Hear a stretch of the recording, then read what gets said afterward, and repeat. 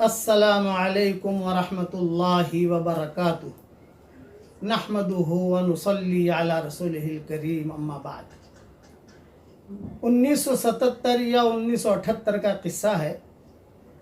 جمعہ کی نماز کے بعد حرم شریف میں حتیم کے سامنے میں بیٹھا ہوا تھا اور ایک بڑے میاں بہت خوبصورت حسین جمیل وہ آئے۔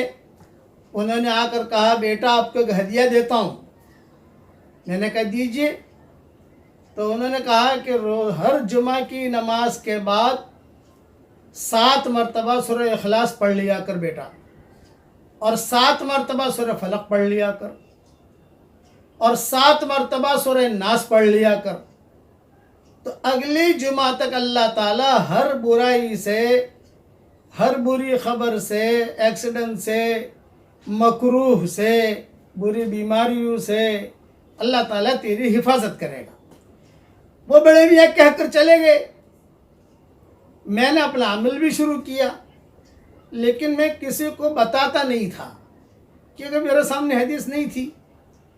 انہوں نے بات بتائی، اسی وقت ہمارا سفر ہوا تھا 1.5 سال کا، پورے سفر میں پڑھتے رہے۔ لیکن جب کتابیں دیکھنا شروع کی، کتابیں لکھنا شروع کی، ترجمے کرنے شروع کیے، کتابیں دیکھنے کا موقع ملا تو یہ حدیث ملی۔ اس لیے آپ سب حضرات کو یہ میں بھی بتا رہا ہوں کہ ہر جمعہ کے دن، جمعہ کی نماز کے بعد یا ظہر کی نماز کے بعد، خواتین ظہر کی نماز پڑھتی ہیں ہمارے ہاں، فوراً پڑھنے کی ضرورت نہیں ہے۔ جمعہ کی نماز کے بعد سنتیں پڑھ لی، تسبیحیں پڑھ لی، اطمینان سے فارغ ہو گئے۔ آج کل چونکہ یہ حالات کی وجہ سے کئی جگہوں پر جمعہ ہو بھی نہیں رہے ہیں، ظہر پڑھ رہے ہیں۔ شرط ہے اس میں جمعہ کا ہونا شرط ہے۔ 7 مرتبہ سورہ اخلاص پڑھنے کی عادت ڈالیے، 7 مرتبہ سورہ فلق پڑھنے کی عادت ڈالیے، اور 7 مرتبہ سورہ ناس پڑھنے کی عادت ڈالیے۔ اس کا وقت، بہترین وقت تو یہ ہے کہ بھی سنتوں کے بعد، نفلوں کے بعد پڑھ لیں، لیکن بعض مرتبہ بھول جاتے ہیں تو بھی کوئی حرج کی بات نہیں، چلو عصر تک پورا کر لو جمعہ کے دن۔ پھر بھی بھول گئے تو بھی کوئی حرج کی بات نہیں ہے، چلو جمعہ کے دن سورج غروب ہونے سے پہلے پڑھ لو۔ تو اس کی عادت ڈال دیجئے، تو اللہ تعالیٰ کی ذات سے امید ہے کہ انشاءاللہ اگلے جمعے تک اللہ تعالیٰ کی حفاظت میں رہیں گے۔ یہ حدیث ابن سنی میں ہے، اور میری کتابوں میں اس کے اور حوالے بھی میں نے لکھ دیے ہیں۔ دوسری بات، ہر فرض نماز کے بعد آیت الکرسی پڑھنے کا اہتمام کیجئے، تو 24 گھنٹہ ہم انشاءاللہ اللہ کی حفاظت میں رہیں گے۔ تیسری بات، روزانہ کم سے کم 100 مرتبہ سورہ اخلاص پڑھنے کی عادت ڈال دیجئے۔ انشاءاللہ اللہ کی ذات سے امید ہے اس کے بعد جو دعائیں مانگی جائے گی اللہ تعالیٰ دعا قبول کرے گا، اور فائدہ ہی فائدہ ہے۔ سورہ اخلاص پڑھنے کا تو فائدہ ہی فائدہ ہے۔ 10 مرتبہ سورہ اخلاص پڑھ لو، حدیث شریف میں آتا ہے کہ ایک محل جنت میں تیار ہو جاتا ہے۔ 100 مرتبہ روزانہ ہم پڑھیں گے 24 گھنٹے میں انشاءاللہ، تو تقریباً 10 محل تیار ہوں گے۔ اور اللہ قادر ہے، جو اللہ جنت میں محل دینے کے لیے قادر ہے، وہ اللہ انشاءاللہ بمبئی میں بھی آپ کے ہمارے لیے اتار دے گا، وہ بھی قادر ہے۔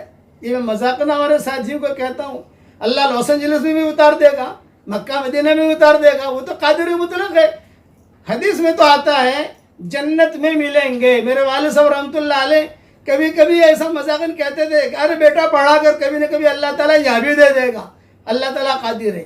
اس لیے یہ 3 باتیں مجھے مختصر عرض کرنی تھی، اس کا اہتمام کیجئے۔ اللہ تعالیٰ مجھے بھی عمل کرنے کی توفیق عطا فرمائے، آپ کو بھی عمل کرنے کی توفیق عطا فرمائے۔ آج کل جو نامناسب حالات چل رہے ہیں، گھروں میں رہیے، گھروں میں رہ کر اللہ کی عبادت کیجئے۔ اللہ تعالیٰ مسجد میں بھی ہے اور اللہ گھر میں بھی ہے۔ میرے والد صاحب رحمۃ اللہ علیہ فرماتے تھے کہ اللہ تعالیٰ قادر ہے، تھوڑا کام کرو نتیجہ اللہ زیادہ نکالے، بہت زیادہ کام کرو نتیجہ نہ نکالے۔ اس لیے جو بھی قانون حکومت کا ہے اس کا بھی ہمیں جو ہے اہتمام کرنا ہے، علماء جو بات کہہ رہے ہیں ان کی باتوں پر بھی چلنا ہے۔ اب میرے ساتھ پڑھ لیجئے تاکہ ہمارا کیش بزنس تو ہو جائے۔ پڑھو میرے ساتھ، لا الہ الا اللہ وحدہ لا شریک لہ لہ الملک وَلَهُ الْحَمْدُ وَهُوَ عَلَى كُلِّ شَيْءٍ قَدِيرٌ۔ ہر نبی کی زبان سے جملہ نکلا ہے، ہر نبی کا نور اس میں ہے، اور حدیث شریف میں آتا ہے، طبرانی کی حدیث ہے اور نسائی کی حدیث ہے کہ جو کلمہ ایک مرتبہ پڑھ لے تو اللہ تعالیٰ اس کے چھوٹے سارے گناہوں کو معاف کر دیتے ہیں۔ میرے چھوٹے گناہ الحمدللہ معاف ہو گئے، آپ بھی پڑھ لیجئے، آپ کے گناہ بھی معاف ہو جائیں گے۔ اللہ تعالیٰ ایسا کام کرنے کی ہمیں توفیق دے جس سے اللہ راضی ہو جائے، اور جو کام کرنے سے اللہ ناراض ہوتا ہو اس سے ہم سب کو بچنے کی توفیق عطا فرمائے۔ آمین۔ وآخر دعوانا ان الحمد للہ رب العالمین۔